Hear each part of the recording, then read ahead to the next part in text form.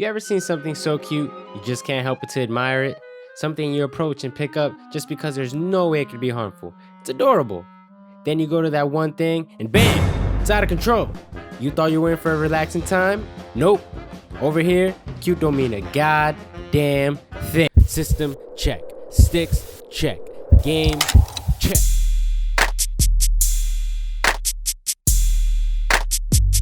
SB! What up, everybody? My name is SBSteve, and welcome.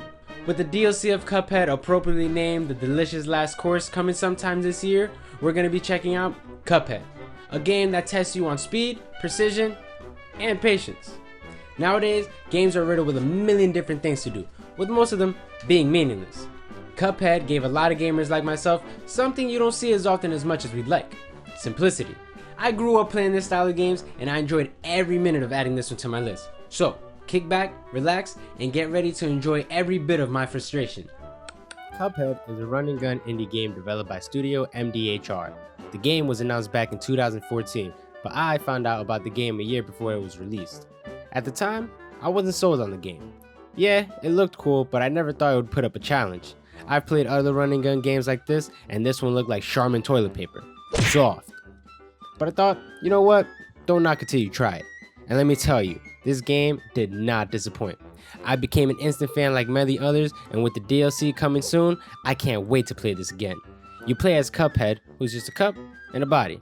And if you play multiplayer, one of you is privileged enough to play as the almighty Mugman. Why is he almighty, you ask? Because he's player 2. Enough said. Ladies and gentlemen, your player 2 of the year, SBSteve. Thank you. Hey, what's going on? How's everything? It's good to be here. You know, as a longtime player 2, it's never been easy never to get your way. We may sometimes want to drive the car, get the better weapon, but no. We always have to take the back seat, and it's never easy. Sure, you might know of a different route or a better strategy to beat the boss, but player 1 doesn't want to hear about it. You know what I'm talking about? That guy does. I don't. So, I just want to give a shout out to all my player 2s out there. Your work is much respected. You know what? No. Oh, come on. Our hard work gets taken for granted. We let all you player 1s play reckless while we still get no shine? Man, this is exactly. Where's my peach? Huh? I put my body on the line for what? A thank you?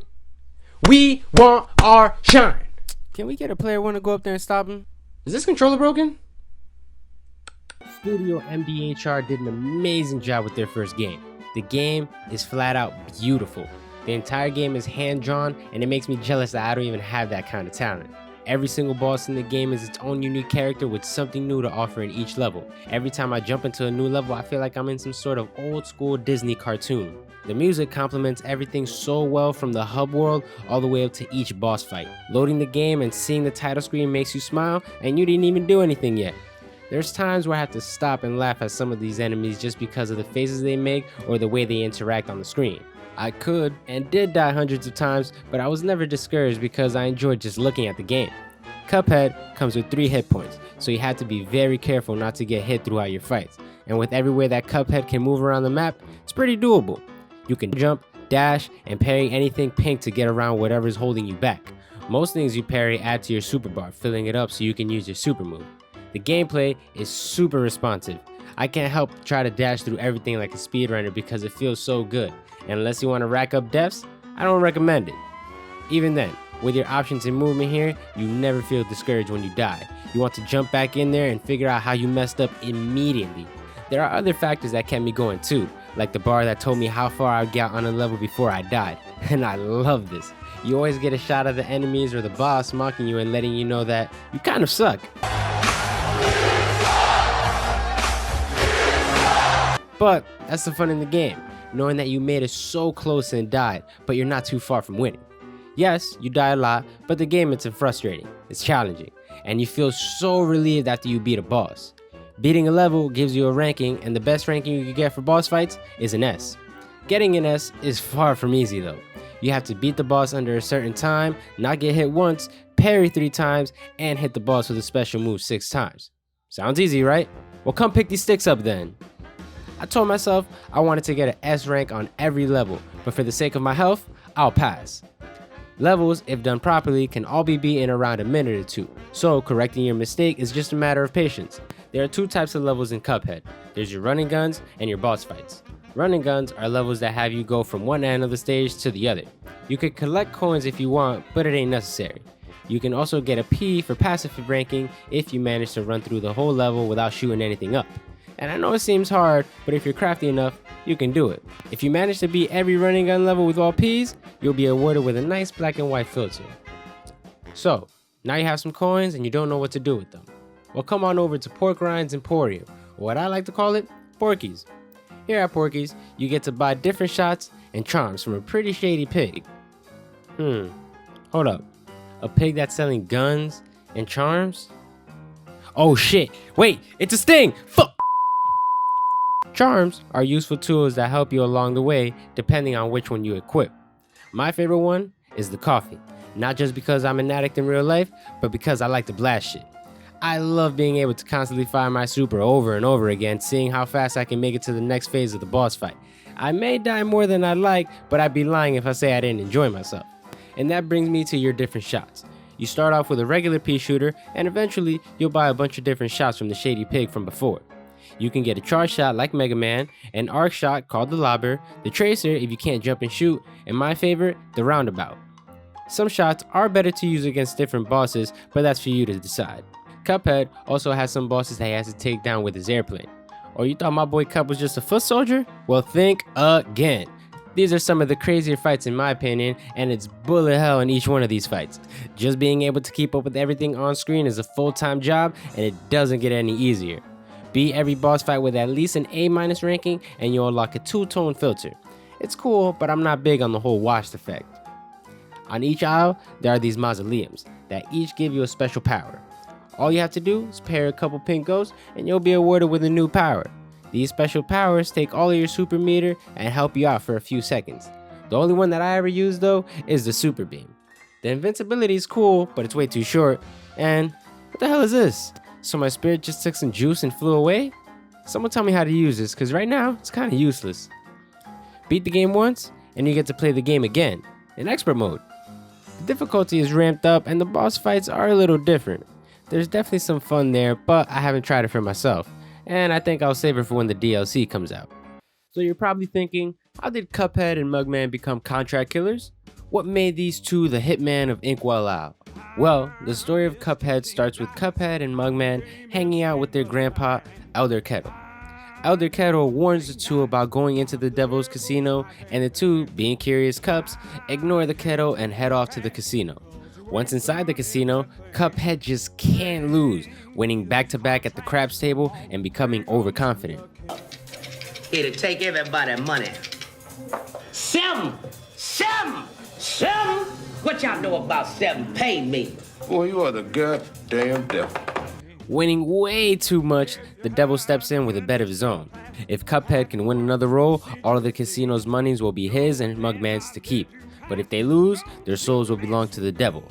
Being the smart player too that he is, Mugman warns CupHead not to do it, but CupHead does not listen. Sounds like a player one if you ask me. All you can see is money, and I'm pretty sure you guys can guess what happens next. Snake eyes! Damn! And just like that, Gritch is eliminated. In shock, the two start begging the devil to let them keep their souls and end up striking a deal with him. Go out there and collect some souls, he says. You have to go through an entire map fighting bosses and taking them out. Taking out one of the bosses completes the contract you have with the devil for that certain boss, and the devil wants them all. The bosses are split up in between 3 aisles. You can find hidden collectibles, talk to NPCs, complete small challenges, and even find out how many times you died if you want to keep the confidence low. Before you get to see the next aisle, you get to talk to King Dice, and I could not wait to shoot this guy up. He reminds me of Waluigi, and if you look like Waluigi, you're asking for it. For now, I'll take out my frustration on the regular bosses. Plain and simple, I love these boss fights. Every boss has a very unique way of attacking you, and you have to be ready for every little thing. There's never any time to rest, and it does a great job of keeping you in the game. You always have that feeling of, they're almost dead, and then BAM! You get hit with that last life, and you get shown that you didn't even make it halfway. What makes it worse is that the boss has no life bar, so you're just shooting and praying that they'll die soon. And I know, it sounds like I'm complaining a lot, but I love all of it. Every time I die and I see the boss mocking me, I yell, get me the fuck back in there. I love having to learn these patterns, figuring out what works, and getting that kill. And that kill isn't just a kill. After losing to the same boss countless times, that kill is as good as the air I breathe. The excitement I feel after I hear is amazing. I get to relax, hear that sweet victory music, and watch my work get critiqued. Wait, is that a B? Ah, Make it through a number of blood spiking bosses, and you're back at the casino, where I finally get to put my hands on King Dice. And I don't know, there's something off with this guy. The look on his face just tells me I can't trust him. He probably used to steal money from his mom's purse or something. This one's for you, Mama Dice. At the end of it, you get to face off with the devil. You can go about this two ways. Either fight the devil like you planned on from the beginning, or you can bitch out and become the slave for the devil. Now, I don't know about you guys, but I didn't lose out on 15 years of my life playing this game just to become the devil's bitch. So, he's gonna catch all these hands. Or gloves. Finger bangs? Whatever, he's gonna get something. For a final boss, I didn't find the devil to be that bad compared to what I had to fight to get here. I fought Killer Clowns, Crazy Candy Lady, and the Toad Boys, so I was ready for all of this. Everything I've done before has led up to this, and I can't lose. Beating CupHead definitely was a challenge, and I didn't even play it on the hardest difficulty. Like I said, beating CupHead unlocks expert mode, and if you want to complete the game for 200%, you're gonna have to torture yourself just a little bit longer and beat every boss all over again. Soon, I'll do the same, but I can wait for the DLC. For now, I have to find a way to get some of the life I lost back. At first, I didn't know what to expect from CupHead. Was it going to be easy? Was it going to be challenging? How fast was I going to beat this? That quickly turned into, shit, I may not be as good as I thought I was at these games. There were times where I didn't know if I could actually beat some of the bosses, but after countless amount of deaths, I was never discouraged. The stress you feel right when you're about to beat the boss is what I enjoyed the most about this game. I just love a game that gives me a sense of accomplishment after countless amounts of deaths. There doesn't need to be any sort of reward for beating the game because for me, the reward was beating the game. If CupHead were easy, I'm pretty sure I wouldn't be as satisfying beating the game. If you have an Xbox One, PC, or even a Nintendo Switch, I highly recommend you getting this game. Now that I'm reviewing games, I need some sort of scale to rate these games. I'll think about it later. But hey, if you took the time out of your day to watch this, I appreciate you. I want to hear all your feedback, comments, questions, game recommendations, pretty much anything. So, like, comment, subscribe, do everything. You can find me on Instagram and Twitter at SBSteve50. My name is SB! Now catch y'all some other time. Peace.